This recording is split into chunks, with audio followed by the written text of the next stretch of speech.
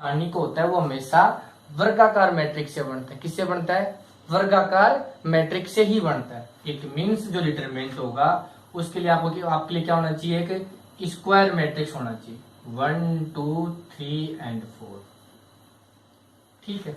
अब square matrix क्या होता है? ऐसा मैट्रिक्स जिसमें number of row and number of column क्या होने चाहिए? इक्वल। तो मीन्स इसका ऑर्डर क्या है? 2 क्रॉस 2, दोनों इक्वल होनी चाहिए। ठीक है, मतलब पंक्ति और स्तंभों की संख्या क्या होनी चाहिए अपने पास में? बराबर होनी चाहिए। ठीक है, अब बात करते हैं अपन सारणी में। सारणी किससे बनेगा? इसी से बनेगा। इससे बनेगा तो जो सारणी को रिप्रेजेंट करोगे आप डिटरमिनेंट ऑफ ए से रिप्रेजेंट करोगे। ये क्या है? सारणी का सिंबल है। ठीक है, या फिर आप इसको लिख सकते हो डिटरमिनेंट ऑफ ए। क्लियर हो गई बात? कहीं जगह अपन इसको डेल से भी रिप्रेजेंट करते हैं। किससे? डेल से। तो ये सभी सिंबल्स किसके अपने पास में? सारणी के। बट जो सारणी को आप यहां लिखोगे, यहां तो ये क्या है? मैट्रिक्स फॉर्मेट में। सारणी फॉर्मेट में क्या होगा? डिटरमिनेंट फॉर्मेट में क्या होगा? ये 1 2 3 एंड 4। इट मीन्स यहां अपने पास में एक मान सकते हैं इसको बड़ा कोष्टक, और यहाँ क्या अपने पास में मोड वाला सिंबल है। ओके, तो ये हमेशा सारणी का सिंबल है, और ये सिंबल किसका अपने पास में? मैट्रिक्स का सिंबल है। ठीक है, अब जो बात करते हैं दूसरा जो डिफरेंस होता है वो होता है कि अपने पास में मैट्रिक्स की कोई भी यूनिक वैल्यू नहीं होती, अद्वितीय मान नहीं होता। बट जो सारणी का होता है वो हमेशा एक यूनिक वैल्यू देता है। हर सारणी का जो भी सारणी की उसकी हमेशा एक यूनिक वैल्यू होती है, अद्वितीय मान। ठीक है, उसके अलावा उसका दूसरा मान होगा ही नहीं, कभी नहीं होगा। ओके, तो अपन बात करते हैं कि सारणी का मान कैसे निकालना है। ओके, तो सबसे पहले बात करता हूं मैं एक कोटि वाले के लिए। किसके लिए? एक कोटि वाले के लिए। से बात करना चाहूं मैं बी कोई सारणी है, इसके अंदर मेरे पास में 2 है, तो इसकी वैल्यू क्या होगी?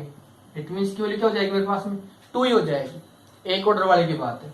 जब ऑर्डर अपने पास में 2 हो तो सी कोई सारणी है। ठीक, वैल्यू लिख रहा हूं यहां पर A11 A12 A21 और A22। क्लियर? अब इसकी जो वैल्यू होगी वो क्या होगी? जो अपने पास में प्रिंसिपल इसका डायगोनल है, मुख्य विकर्ण, पहले उसको मल्टीप्लाई कर दो, A11 और A22 माइनस लगा दो, दूसरा जो डायगोनल है उससे मल्टीप्लाई कर दो, A21 और A12। ये क्या होगा अपने पास में? डिटरमिनेंट ऑफ सी की वैल्यू होगी। इट मीन्स मैं एग्जाम्पल के तौर पे लेना चाहूं इस चीज को, एग्जाम्पल।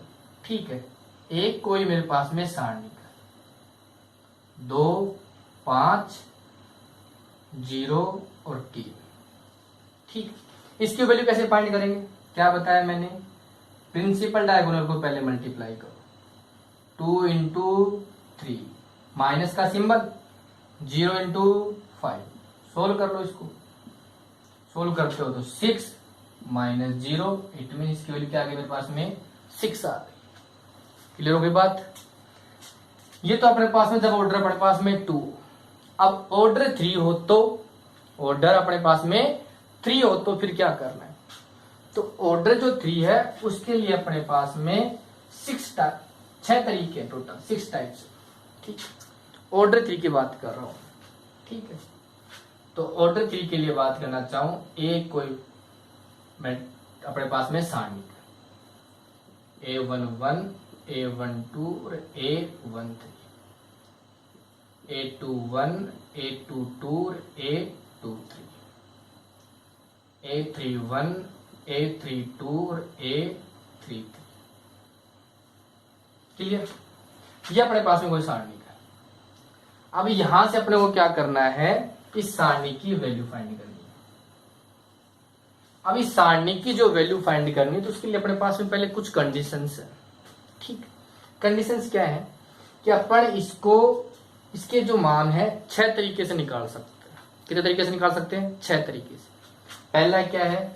यदि अपन इसको एक्सपेंड करें R1 के अकॉर्डिंग, दूसरा R2 के अकॉर्डिंग, तीसरा R3 के अकॉर्डिंग। अब इसका प्रसरण करें।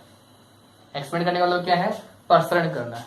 ठीक, या फिर आप इसको C1 के अकॉर्डिंग, या फिर C2 के अकॉर्डिंग, या फिर C3 के अकॉर्डिंग इसका प्रसरण करो, एक्सपेंड करो। टोटल कितने तरीके हो गए? 6। बट पता है इसमें सबसे इंपॉर्टेंट बात क्या है? अपने पास में जो इंपॉर्टेंट बात है वो ये है कि जो यहां से आप लोग निकालोगे 6 तरीके से, वैल्यू यूनिक आएगी। किसी भी मेथड से अप्लाई कर सकते हो जो आपको इजी लगे।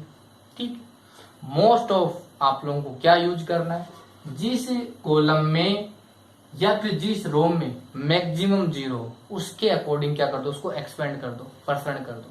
मतलब जिसमें सबसे ज्यादा जीरो हो उसके अनुसार उसको क्या कर दो, परसेंट कर दो। ओके, तो परसेंट करने का अपने पास में एक नियम है। मैं पहले R1 के अकॉर्डिंग कर रहा हूं। ठीक है, जैसे मैं R1 के अकॉर्डिंग निकालूंगा इसकी वैल्यू, तो देखो सबसे पहले क्या क्या आएगा अपने पास। ठीक है, R1 के अनुदिश प्रसरण करने पर, इट मीन्स आप इसको बोल सकते हो कि अकॉर्डिंग टू R1, एक्सपेंड कर रहे हो इसको, R1 के अकॉर्डिंग इसको एक्सपेंड करने पर। ठीक, तो क्या हो जाएगा, डिटरमिनेंट ऑफ है तो ऐसे कैसे रहेगा, देखना ध्यान से। R1 का पहला एलिमेंट क्या है, A11। ठीक, आ गया A11। अब एक चीज यहाँ पर एक सिंपल काम में आता है, -1 की पावर, जो यहाँ इसकी पोजीशन है कितनी है, 1 + 1। क्लियर होगी बात। अब इसके बाद में A11 कौन सी रो में है, फर्स्ट रो में है, और कौन सी कॉलम में, फर्स्ट कॉलम में। दोनों को छोड़ दो, फर्स्ट रो और फर्स्ट कॉलम को छोड़ दो, आपने इसको और इसको छोड़ दिए, जो बच गया उसको लिख दो, A22, A23, A32 और A33। क्लियर, प्लस का सिंबल। अगला एलिमेंट क्या है, R1 का ही है, R1 के अकॉर्डिंग कर रहे हो। R1 का अगला एलिमेंट क्या है, A12। वापस वही फॉर्मेट, -1 की होल पावर 1 + 2। अब जिस रो में है, फर्स्ट रो में था छोड़ दो, सेकंड कॉलम में दोनों को छोड़ दो। इट मीन्स आप लोग इसको और इसको छोड़ दो, ये जो बच गया उसको लिख दो, ये और ये और ये। A21, A23, A31 और A33। तीसरा एलिमेंट क्या है, A13, -1 की होल पावर 1 + 3। फर्स्ट रो में है और थर्ड कॉलम में, जो रिमेनिंग है उसको लिख दो, A21, A22, A31 और A32। टू ऑर्डर वाले को मैंने बता दिया आप लोगों को सोल्व कैसे करना है। अब देखो ध्यान से, -1 की पावर 1 + 1 कितने हो गए, 2। कैसा है अपने पास में, सम है, भी सम है, इवन है। इवन तो क्या देगा, हमेशा पॉजिटिव, और ओड होगा तो अपने पास क्या देगा, नेगेटिव। ठीक, क्या देगा, पॉजिटिव A11। जो बच गया उसको लिख दो, A22, A23, A32 और A33। कैसे अपने पास में विषम, ओड है, ओड पे क्या देगा, माइनस का, A12, A21, A23, A31, A33। कैसा है अपने पास में योगफल, सम मतलब इवन है, क्या देगा, प्लस का, A13, A21, A22, A31 और A32। क्लियर हो गई बात। इनको आप सोल्व कर सकते हो, बताया था मैंने आपको पहले फॉर्मेट, टू ऑर्डर वाले के लिए सेम फॉर्मेट रहेगा। पहले प्रिंसिपल डायगोनल माइनस सेकंड को प्रिंसिपल डायगोनल, आफ्टर देन इसको, पहले प्रिंसिपल डायगोनल आफ्टर देन उसको सोल्व कर दो। जो वैल्यू है वो क्या होगी अपने पास में, डिटरमिनेंट ऑफ ए की वैल्यू। इसकी वैल्यू आ गई डिटरमिनेंट ऑफ ए की वैल्यू। फिर से देख लो, पहले अपन बात कर रहे हैं R1 के अंदर को एक्सपेंड करें, प्रसारण कर रहे हैं। ठीक है, तो वैल्यू जो आएगी R1 की आएंगी सारी। R1 की पहली वैल्यू क्या है, A11। अब A11 जिस रो में, जिस पंक्ति में और जिस कॉलम में, उन दोनों को दबा दो, छोड़ दो। पहली पंक्ति थी और पहला स्तंभ था, first row and first column. जो बच गया उसको लिख दो। साथ में कंडीशन लगा दी, -1 की होल पावर कितनी होगी, जो इसकी पोजीशन रहेगी। पहली पंक्ति पहला स्तंभ था, प्लस का सिंबल। दूसरा एलिमेंट क्या है, A12। जिस कॉलम और जिस रो में है दोनों को छोड़ दो, रिमेनिंग को लिख दो, घात में इसकी पोजीशन, प्लस तीसरा एलिमेंट घात में इसकी position, first row and third column को छोड़ दो, ये अपने पास में आ गई। ठीक है, अब आप लोगों के लिए क्या अपने पास में वैल्यू आ गई। पहला तरीका सेम ऐसे आपका R2 के अकॉर्डिंग, R3 के अकॉर्डिंग, C1 के अकॉर्डिंग, C2 के अकॉर्डिंग और C3 के अकॉर्डिंग सिमिलर रहेगा पूरा का पूरा। बट जो सिंबल्स है उसमें आप लोग कंफ्यूज नहीं हो जाओ। उसके लिए एक इजी सा फॉर्मेट है आप लोगों के लिए। फॉर्मेट क्या है कि जब भी अपने पास में 3 कोटि का हो तो उसकी वैल्यू जो सिंबल्स है कैसे काम में लेंगे, प्लस माइनस प्लस प्लस आ गया, minus plus minus plus minus plus, symbols plus से स्टार्ट करना है। प्लस माइनस प्लस क्या आएगा, माइनस प्लस माइनस क्या आएगा, प्लस माइनस प्लस। क्लियर। 3 कोटि वाले के लिए इजी वे में सिंबल्स आप लोगों को ऐसे याद रखना है। मतलब आपको बार बार -1 की पावर में i प्लस जो लिखते हो वो नहीं लिखना पड़ेगा। क्लियर होगी बात। इसके ऊपर लेके चल रहा हूँ एक एग्जाम्पल। ठीक है,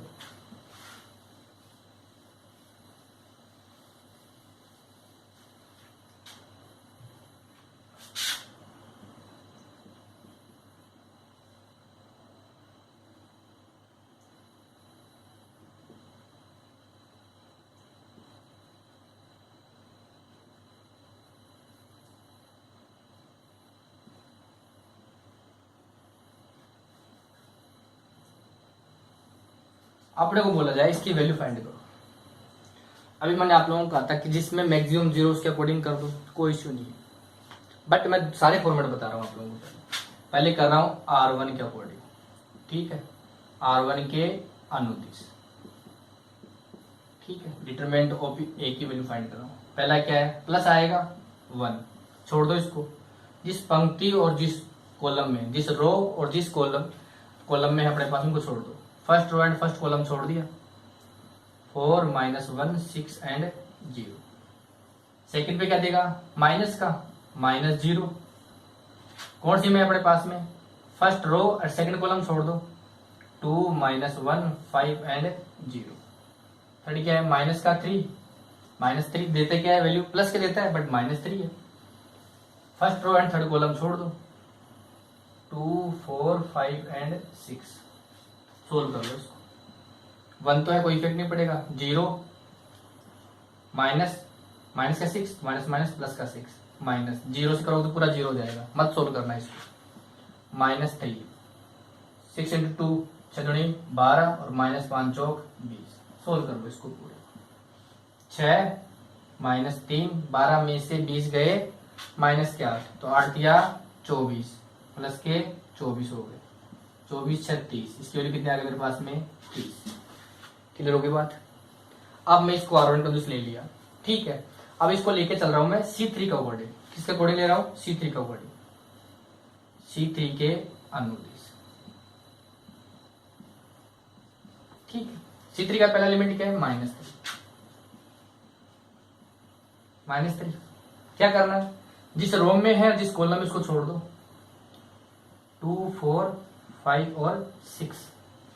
ठीक, इसके बाद दूसरा एलिमेंट क्या है, -1। पोजीशन कैसे आएगी, plus minus plus minus plus minus, तो माइनस माइनस क्या हो जाएगा, प्लस का 1।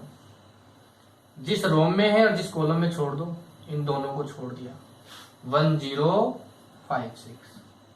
तीसरा एलिमेंट क्या है, 0। क्या देगा, प्लस का, +0।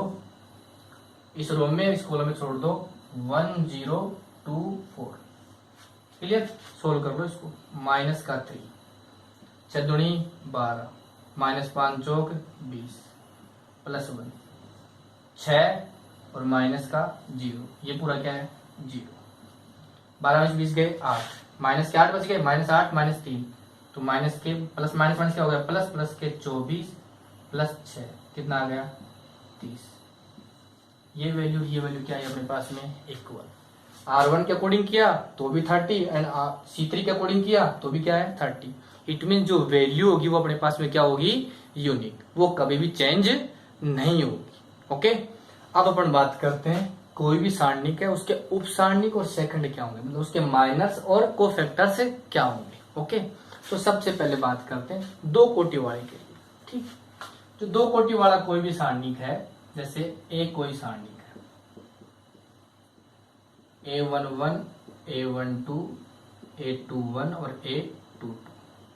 ठीक, अब इसका अवयव 1 1 का, A11 का जो उपसारणिक होगा क्या होगा, माइनर होगा। उसको किससे रिप्रेजेंट करेंगे अपन, माइनर को हमेशा M11। इसका मतलब ये क्या है अपने पास में, उपसारणिक। कौन से अवयव का, 1 1 पोजीशन वाले अवयव का उपसारणिक। क्या करना है, ये जिस रो में है और जिस कॉलम में उसको छोड़ दो, बाकी लिख दो।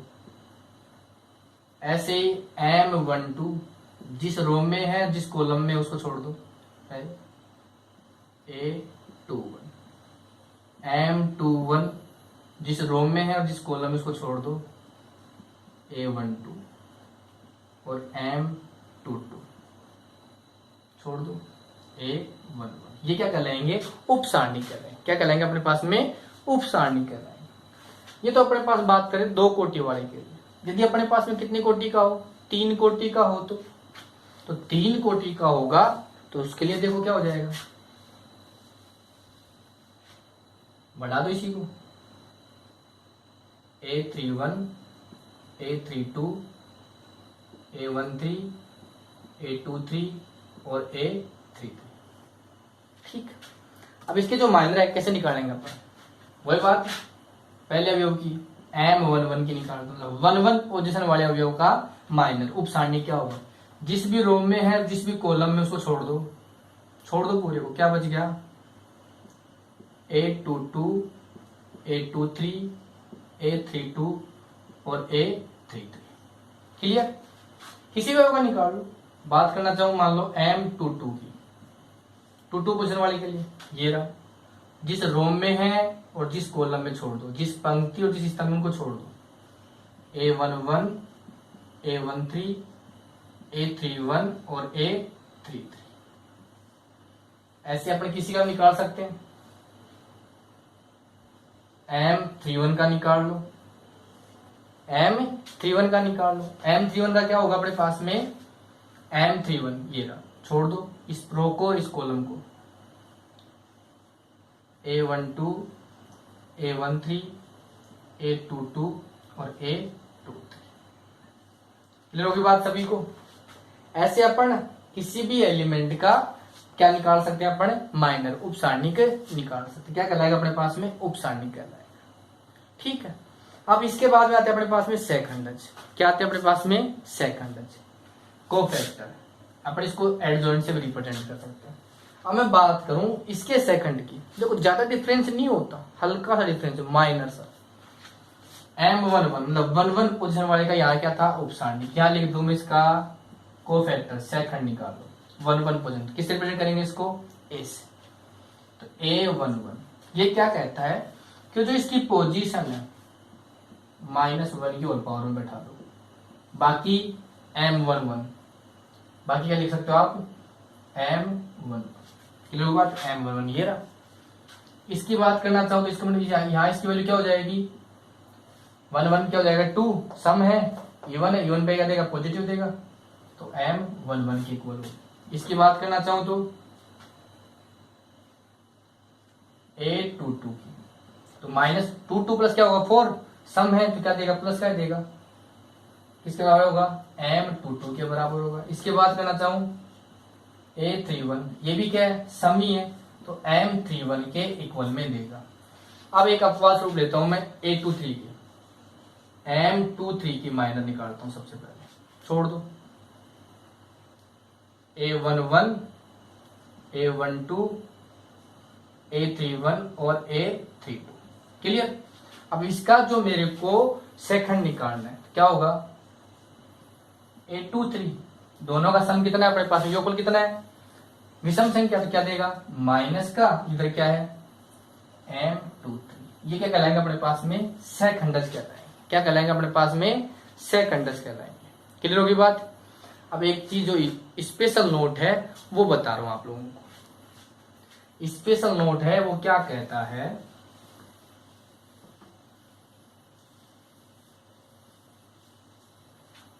देखो R1 के अकॉर्डिंग से क्या कर रहा हूं, प्रसरण।